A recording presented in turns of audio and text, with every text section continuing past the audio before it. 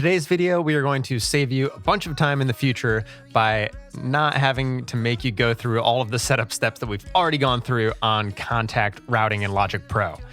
So if you haven't watched the video so far, what we've done is we've set up Kontakt multi-output, which I'll link here on this video. And then we've also done some even more advanced routing of individual hits within Kontakt, going through some of the Kontakt buses and getting more control over that sound before it gets into Logic Pro.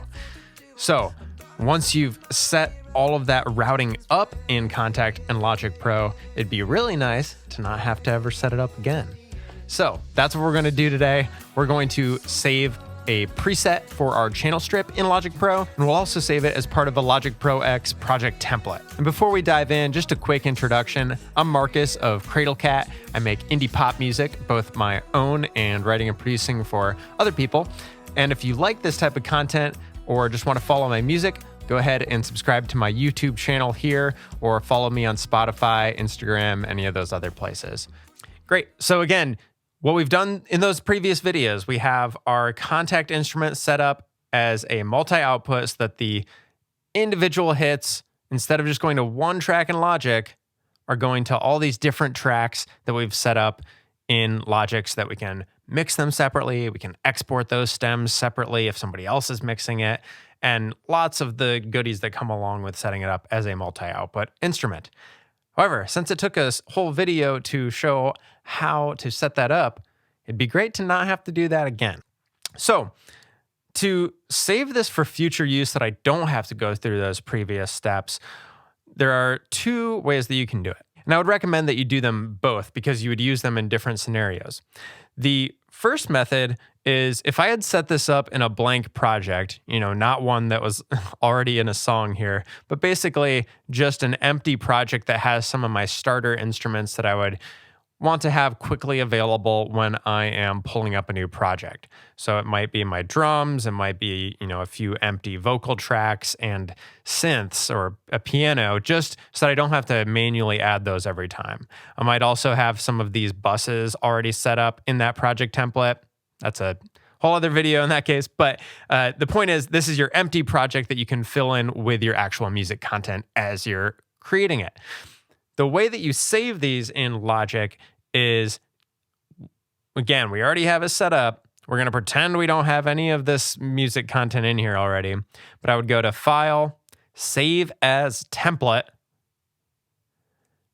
and we would say Logic template with multi-out, or whatever we want that name to be, and just go ahead and save it to your project templates. And sure, I'll go ahead and save it just because we'll show where you can open it up next. So the next time you open a new project, instead of just starting a new project that's completely empty, go to New from Template. I'm going to not close that. And then you'll now see your new template with your preset here. So just as an example, I also have it set up in my main template here. I'm just going to choose that to show you what it looks like once you create a project from that template you just saved.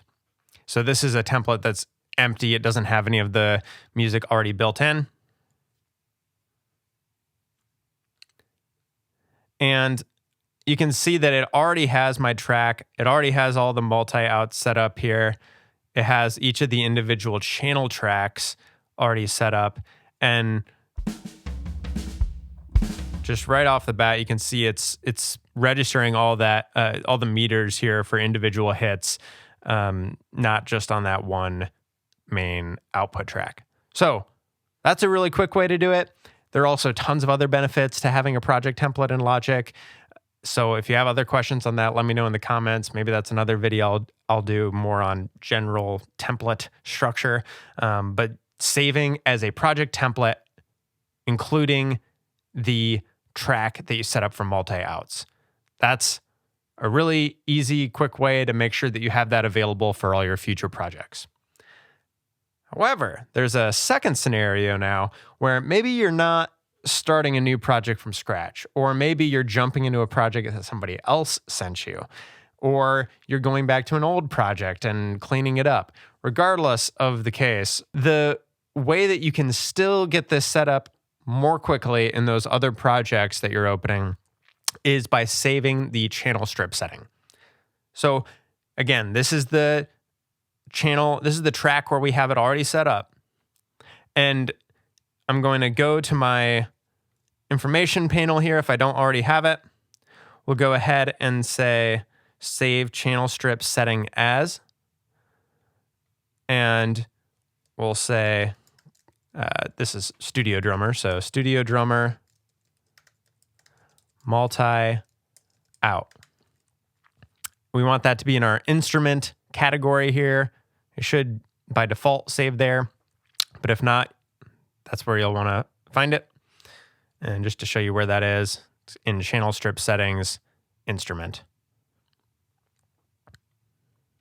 And then once we save that, let's say that we're in a different project now. So I'll just go to a different area. And you need to add that new track. So we add a new software instrument. It doesn't even matter what it is at first. We now have this new instrument, and I can just go to my channel strip settings here from my information panel again. So I've clicked onto that track, information panel, and then we're going to click on our Studio Drummer multi-out preset that we saved. And now it's made a few changes. It's changed our virtual instrument to be our Studio Drummer. And you can see it's also already included all of the saved multi-outs and labels within Kontakt that we had in our previous setup. So this has saved all of that time. And when we're playing it right out of the box, once we've clicked it, you can see it is showing on all separate meters, not just the main out. So that's the Kontakt part of it. And then in Logic, you can see right now we just have our one main output. So I'm going to click X and bring up the mixer view here. We'll just label this here.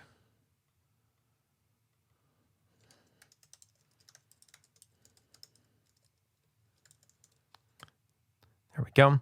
And in the mixer view, all I have to do is, this is one step from the previous videos that I'll have to do again here, but I'll just click the plus button on our main track in the mixer view to add all of these other channels to show up in our Logic mixer. And they're not labeled yet. We'll do that next, but you can see already that I'm starting to get the meters recognizing those individual stems, the hi-hat, the snare, the kick, separately now in Logic.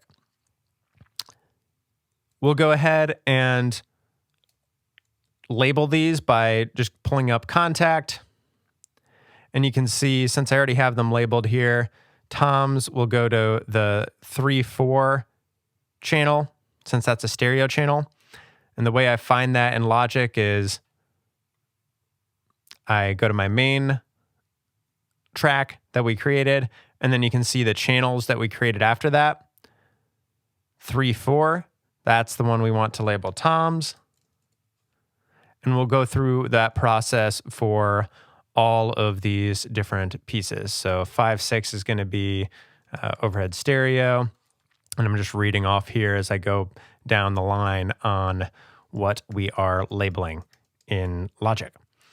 So these ones are not labeled. And then once I get to 17, that's where we have our kick. That's a mono channel now instead of the stereo. So we'll label that kick. We'll label this snare. We'll label this one hi-hat. Oh, hi-hat. Label this one tambourine, and this one woodblock. So just to double check, woodblock should be 21. Great. Oh, and we got one more there. Overhead mono. And now we've got them all labeled. So the last step that, again, we already did in the other videos, but you'll want, in most cases, at least I always like having this available, is just having them in the timeline view. So we'll go ahead, select all of these, and I did that by just holding Command and clicking all those tracks on the mixer view, and then right-clicking and click Create Track. And now we've got these nice individual channel strips that we can see in the timeline view of Logic. If I want to do some bussing and affecting on all of them, no problem. I would just go ahead and create a group track from these, or a track stack is the Logic term for it, where I can process them all at once as a drum bus. Great, so we just walked through 2 ways that you can save all of your work that you already did to set up your Kontakt instruments the way that you want them with that multi-output setting in other projects. The first way is just saving it as part of your project template, which is a great thing to add to your project templates in general. I almost always start my projects from a template so that I save some of that basic setup time when I'm creating new songs or new music, or even when I'm working on somebody else's music. I'll start from a template and bring their audio into my own project template since I'm already really familiar with it.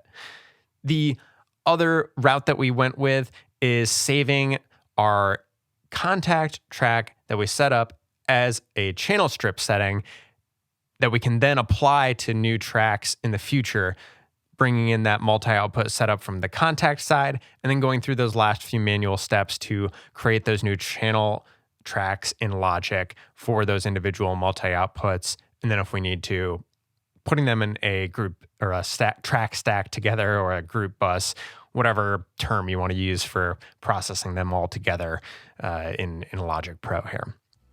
So thanks for taking the time to watch this video. I hope this helped answer some of the follow-up questions and just save you some more time on your Kontakt instrument setup. I know that it's something that I use constantly, especially the project template route on this one. So if you have any questions, as always, feel free to drop those in the comments. And again, if you like this content and want to see more of these tutorials or just follow my music, go ahead and subscribe here on YouTube for more. And you can also follow me over on Instagram and Spotify as Cradlecat there. Thanks again, and I will see you next time.